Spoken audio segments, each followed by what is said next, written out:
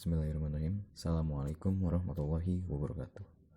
Perkenalkan, nama saya Devter Hakim dari kelas 10 IPA 8 absen ke-15. Kali ini saya akan menjelaskan sebuah materi mengenai dinamika gerak.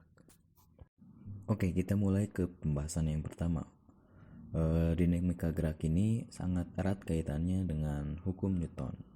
Nah, hukum Newton ini ada 3. Ada hukum Newton 1, ada hukum Newton 2, dan yang terakhir hukum Newton 3. Untuk hukum Newton 1 dijelaskan bahwa sigma F sama dengan 0. Dan hukum Newton 1 ini berlaku ketika benda diam dan benda pada kecepatan yang konstan. Nah, untuk teman-teman sendiri mungkin masih ingat bahwa benda dengan kecepatan konstan ini biasa disebut dengan GLB. Nah, untuk yang kedua, hukum 2 Newton ini dijelaskan bahwa sigma F akan sama dengan massa dikali percepatan. Hukum 2 Newton ini pada keadaan benda bergerak pada percepatan yang konstan atau biasa disebut dengan GLBB, gerak lurus berubah beraturan. Dan yang ketiga ada hukum 3 Newton. Hukum 3 Newton ini dijelaskan bahwa jumlah F aksi akan sama dengan min F reaksi. Contoh benda keadaannya ketika benda bertumpuk atau ketika benda bergandengan. Oke, untuk pembahasan selanjutnya kita ke macam-macam gaya yang ada pada dinamika gerak. Untuk yang pertama ada gaya berat. Nah, gaya berat ini berlaku pada semua benda yang memiliki massa, dan pada umumnya gaya berat ini dilambangkan dengan huruf W. Rumus dari gaya berat ini adalah W sama dengan massa dikali gravitasi. Dan gaya berat ini biasanya arahnya akan menuju ke bawah atau ke pusat bumi. Kemudian selanjutnya gaya normal. Gaya normal ini biasanya dilambangkan dengan huruf N. Gaya normal merupakan gaya yang tegak lurus terhadap permukaan bidangnya.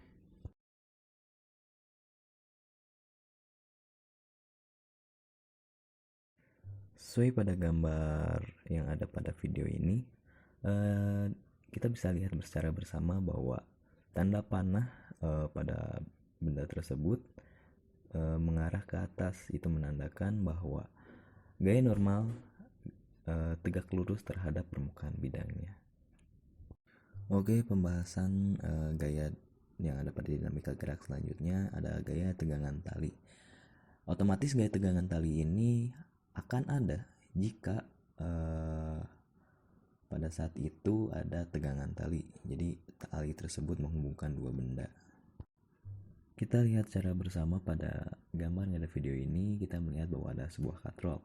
Sebuah katrol ini digantungkan dua buah massa. Nah, pada katrol ini ada seutas tali yang dimana fungsinya untuk menghubungkan dua massa ini, sehingga akan menghasilkan sebuah gaya tegangan tali.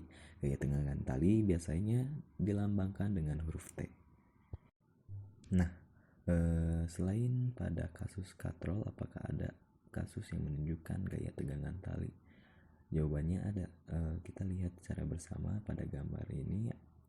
Selain pada katrol, ada juga dua buah massa yang dihubungkan pada sebuah utas tali. Nah, keadaan tersebut masih berhubungan dengan atau masih ada kaitannya dengan gaya tegangan tali. Oke, selanjutnya beralih ke gaya selanjutnya, yaitu ada gaya gesek. Biasanya dilambangkan F kecil. Apa sih itu gaya gesek itu? Jadi gaya gesek itu adalah gaya yang ditimbulkan pada dua benda yang saling bersentuhan dengan arah berlawanan. Rumusnya apa? Rumus dari gaya gesek adalah mu dikali gaya normal. Nah, di sini ada yang menarik, yaitu istilah mu. Buat teman-teman yang belum tahu, mu ini adalah koefisien gesek. Apa itu koefisien gesek? Jadi mu ini melambangkan tingkat kekasaran bidang. Nah, gaya gesek ini dibedakan menjadi dua, yaitu ada gaya gesek statis dan gaya gesek kinetis. Gaya gesek statis berlaku pada saat benda diam atau benda tepat akan bergerak. Nah, sementara untuk gaya gesek kinetis itu saat benda akan bergerak. Oke, kita sekarang beralih ke contoh soalnya. Di sini sudah terlihat bahwa ada sebuah gambar di masa 1 dan masa 2 dihubungkan oleh seutas tali dan kemudian ditarik oleh sebuah gaya. Di sini diketahui masa 1 adalah 2 kg, masa 2 adalah 3 kg, percepatan gravitasinya adalah 10 meter per second kuadrat, kemudian gayanya atau F adalah 100 Newton. Dan yang ditanyakan adalah berapakah percepatan sistem dan tegangan talinya. Oke, kita masuk ke langkah pengerjaannya. Oke, untuk yang pertama kita harus mengetahui gaya-gaya apa aja sih yang ada di soal tersebut. Nah, kita mengetahui di situ ada dua buah benda. Nah, dua benda tersebut masing-masing mempunyai sebuah massa. Nah, kita berkaca ke materi yang telah saya bahas. Jika sebuah benda memiliki massa, maka benda tersebut adalah memiliki gaya berat. Nah, gaya berat ini biasanya mengarah ke bawah atau ke pusat bumi. Kemudian benda tersebut berada di sebuah permukaan bidang. Nah, berarti benda-benda tersebut memiliki gaya normal. Gaya normal arahnya kemana? Ke arahnya ke atas. Kemudian pada soal tersebut juga antar benda ini dihubungkan oleh seutas tali, maka otomatis akan ada gaya tegangan tali. Kemudian kenapa di situ mungkin teman-teman juga bertanya kenapa ada tanda panah? Pada dasarnya gaya tegangan tali ini akan tarik menarik. Massa benda 2 akan menarik benda 1 dan massa benda 1 akan menarik benda 2. Oke, selanjutnya kita akan meninjau gaya-gaya apa saja dari benda 1 dan benda 2. Kita lihat di benda 1 ini ada gaya normal 1, gaya berat 1, dan gaya tegangan tali 1.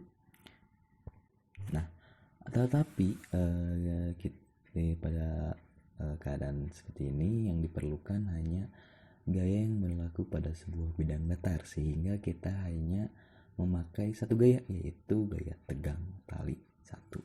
Nah, sehingga karena ini benda bergerak, kita akan menggunakan rumus sigma F sama dengan M1 atau massa 1 dikali percepatan. Nah, jumlah atau sigma F-nya, karena di sini hanya ada satu gaya, maka yang dipakai hanya tegang tali.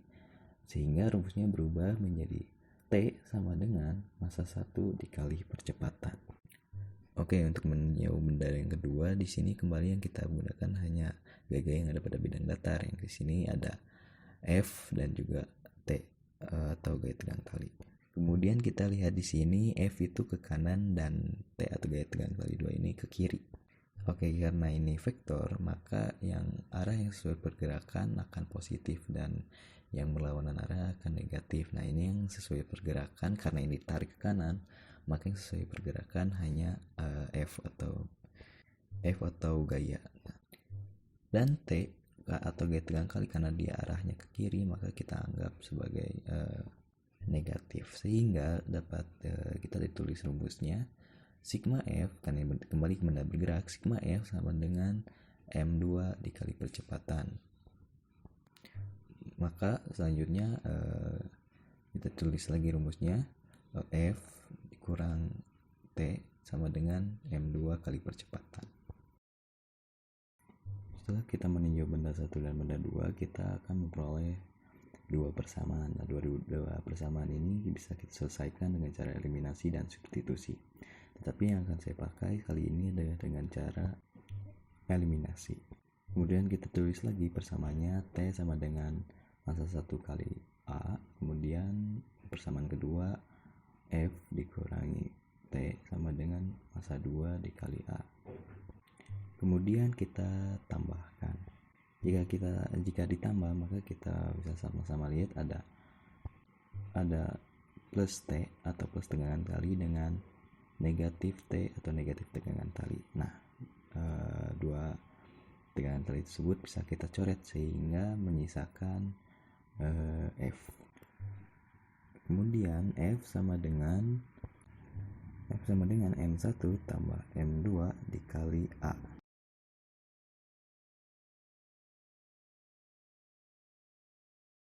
Nah, selanjutnya jika untuk mencari percepatan kita tinggal ganti ruas saja, jadi F dibagi M1 ditambah M2. Nah, dari sini kita bisa dapatkan percepatannya, yaitu dengan kita menulis ulang, yaitu A percepatan sama dengan F-nya tadi 100 dibagi massa 1 dan massa 2 tambah 3, jadi percepatan sama dengan 100 dibagi 5, sehingga memperoleh hasilnya itu percepatan sama dengan 20 meter per second kuadrat.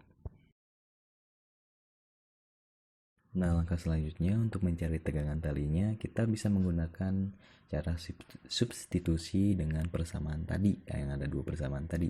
Tapi yang saya gunakan kali ini dengan persamaan F dikurangi T sama dengan M2 kali A. Nah, kita masukin F-nya tadi sama dengan 100 Newton dikurangi T sama dengan 3 dikali percepatannya tadi 20. Nah, 100 sama dengan 60 tambah T. Kita pindah ruas, tadi T-nya pindah ruas ke kanan.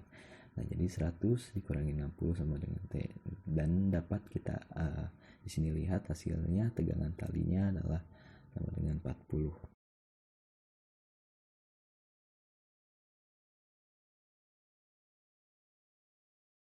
Kemudian soal selanjutnya adalah sebuah balok yang masanya 6 kg meluncur ke bawah pada sebuah papan licin yang dimiringkan 30 derajat dari lantai. Jika besarnya percepatan gravitasi di tempat itu adalah 10 meter per second kuadrat, maka tentukan percepatannya.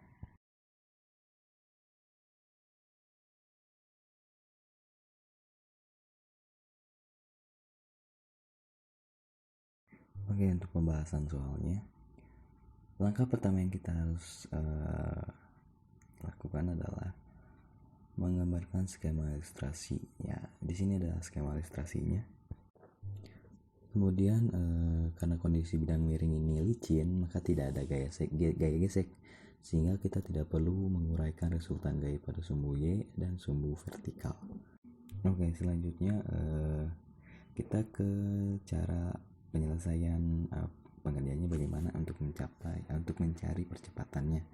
Di sini kita untuk mencari percepatannya menggunakan rumus A atau percepatan sama dengan G dikali sin theta. Nah, mungkin teman-teman juga bertanya kenapa pakai sin theta.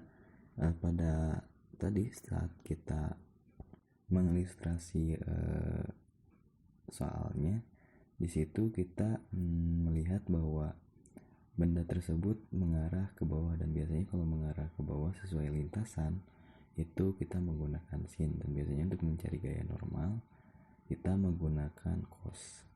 Oke, next. Jadi selanjutnya kita lanjut pengerjaannya. Jadi A sama dengan G itu atau percepatan gravitasi 10 dikali sin theta. Nah, tadi sudutnya itu 30 derajat, jadi 10 dikali sin theta.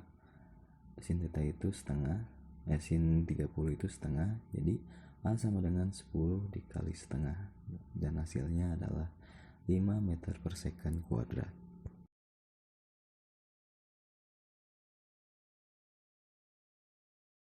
Kemudian kita beranjak ke soal selanjutnya. Di sini sebuah benda bermassa 60 kg berada di dalam lift yang sedang bergerak ke bawah dengan percepatan 3 meter per second kuadrat. Jika percepatan gravitasinya 10 meter per second kuadrat, maka gaya normal permukaan bawah benda dengan lantai lift sebesar berarti di sini kita mencari gaya normalnya.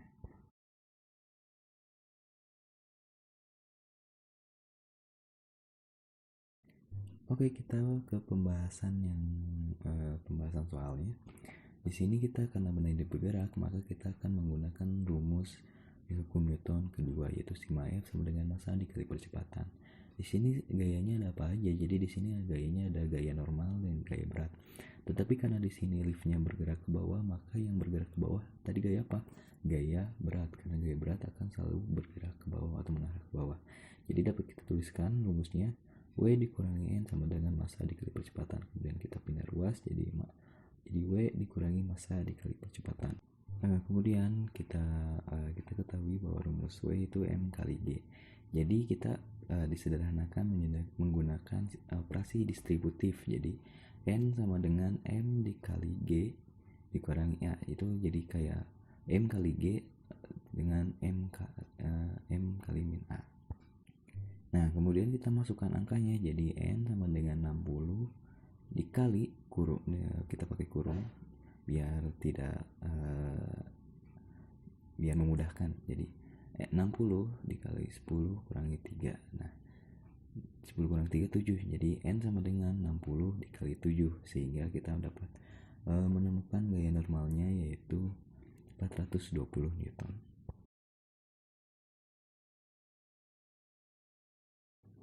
Nah mungkin sekian pembahasan materi yang dapat saya sampaikan. Mohon maaf bila ada kesalahan atau kekurangan. Wabillahi taufiq wal hidayah. Wassalamualaikum warahmatullahi wabarakatuh.